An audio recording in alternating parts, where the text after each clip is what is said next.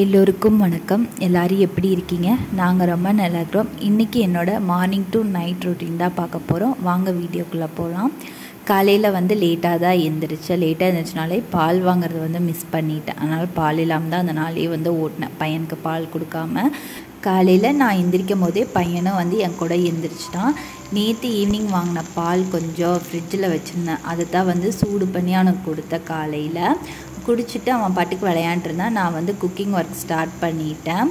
இன்றைக்கி முளை கட்டின கொள்ளில் குழம்பு தான் வச்சுருந்தேன். 2 நாளைக்கு முன்னாடியே முளை கட்டுறதுக்கு ஒரு துணியில் போட்டு வச்சுருந்தேன். நல்லாவே முளைச்சி வந்துருந்துச்சு. அந்த குழம்பு தான் வச்சேன். அதுக்கு ஃபர்ஸ்ட்டு கடாயில் சின்ன வெங்காயம் பெரிய வெங்காயமும் நல்லா தாளிப்பு கொடுத்துட்டு கூடவே கருவேப்பிலையும் ஒரு சின்ன சைஸ் தக்காளியும் போட்டு நல்லா மசிச்சு விட்டுக்கிட்டேன்.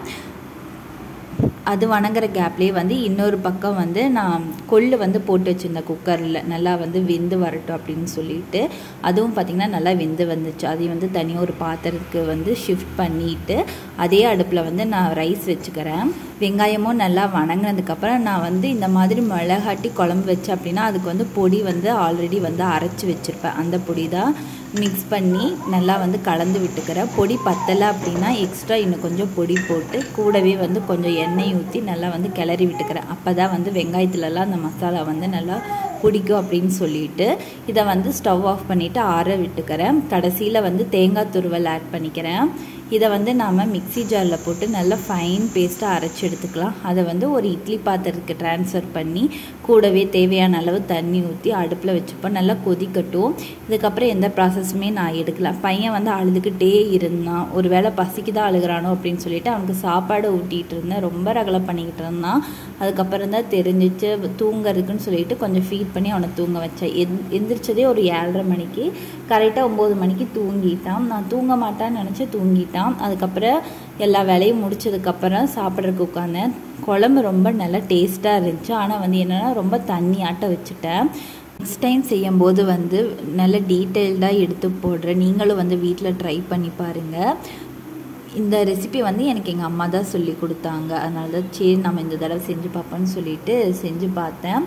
சாப்பிட்டு கொஞ்சம் நேரம் உட்காரலாம் தான் நினச்சேன். அதுக்குள்ளே அவன் எந்திரிச்சிட்டா என்ன பண்ணுறது அப்படின்னு சொல்லிட்டு மற்ற ஒர்க்கெல்லாம் ஸ்டார்ட் பண்ணிட்டேன். ஃபர்ஸ்ட்டு கூட்டி விட்டேன். இப்போல்லாம் நிறையா மண் சேருது. எப்படி தான் வீட்டுக்குள்ளே மண் வருதுன்னே தெரியல. நிறையா மண். அது எல்லாத்தையுமே க்ளீன் பண்ணிவிட்டு அதுக்கப்புறம் பாத்திரம் கொஞ்சம் இருந்துச்சு. அந்த பாத்திரத்தையும் கழுவி வச்சுட்டேன். இரும்பு பாத்திரம் எப்பயுமே நம்ம யூஸ் பண்ணதுக்கு அப்புறம் அப்போவே லைட்டாக சீசனிங் பண்ணி வச்சுட்டோம் அப்படின்னா ரொம்ப சூப்பராக இருக்கும். அப்படி தான் மெயின்டைன் பண்ணிகிட்டு இருந்தேன்.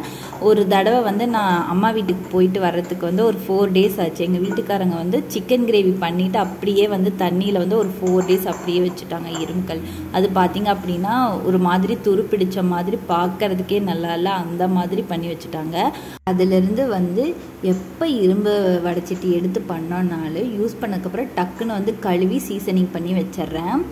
இந்த ஒர்க் பண்ணி முடிக்க எனக்கு மதியம் ஆயிடுச்சு. அப்புறம் மதியத்துக்கு மேலே தம்பிக்கு சாப்பாடு விட்டுட்டு நான் சாப்பிடலை. ஒரு ஆளுக்கு சாப்பாடு பத்தலைன்னு சொல்லிட்டு சாப்பிடல. அப்புறம் நானும் பையனும் தூங்கிட்டு பெருசாக எந்த ஒர்க்குமே இல்லை. அதனால் தூங்கிட்டு ஈவினிங் நான் பிளாக் காஃபி வச்சு குடிச்சுக்கிட்டேன். பையனுக்கு பால் இல்லாதனால பால் கொடுக்கல. நைட்டு சப்பாத்தி செய்வோம் அப்படின்னு சொல்லிட்டு சப்பாத்திக்கு மாவு பிசைஞ்சு வச்சுட்டேன். மாவு எப்பயுமே மதியம்தான் பிசைஞ்சு வைப்பேன். ஆனால் தூங்கினதுனால ஈவினிங் தான் பிசைஞ்சு வச்சேன். சப்பாத்தி சாஃப்டாக வர்றதுக்காக தயிர் ஊற்றி பிசைஞ்சு வச்சுட்டேன். அதுக்கப்புறம் சாமிக்கு தீபம் போடுவா அப்படின்னு சொல்லிட்டு தீபம் போட்டுட்டு இருந்தேன். அப்போ பையன் பக்கத்து வீட்டில் விளையாண்டுட்டு இருந்தான். அதனால் நான் மட்டும்தான் தீபம் போட்டுக்கிட்டு இருந்தேன். எனக்கு தூக்கம் வந்துடுச்சு. தூங்க விட்டோம் அப்படின்னா நைட்டெல்லாம் சிவன்ராத்திரியாக இருக்கும் அப்படின்னு சொல்லிட்டு நானே எவ்வளோ கண்ட்ரோல் பண்ணி பார்த்தேன். அப்புறம் முடியலை. 7:30 மணிக்கு தூங்க வச்சுட்டேன். அப்புறம் எங்கள் வீட்டுக்காரங்க பார்த்ததும் அவனை எழுப்பி விட்டாங்க. ஏன்னா நைட்டு தூங்க மாட்டா அப்படின்னு சொல்லிட்டு அரை தூக்கத்தில் எழுப்புனதுனால சும்மா நைன்ட்டே இருந்தான். 2 பேருமே தான் சப்பாத்தி போட்டுக்கிட்டு இருந்தான். அப்போவே ஆள் மாற்றி கையில் வச்சுக்கிட்டே தான் சப்பாத்தி சுட்டு முடிச்சிட்டோம்.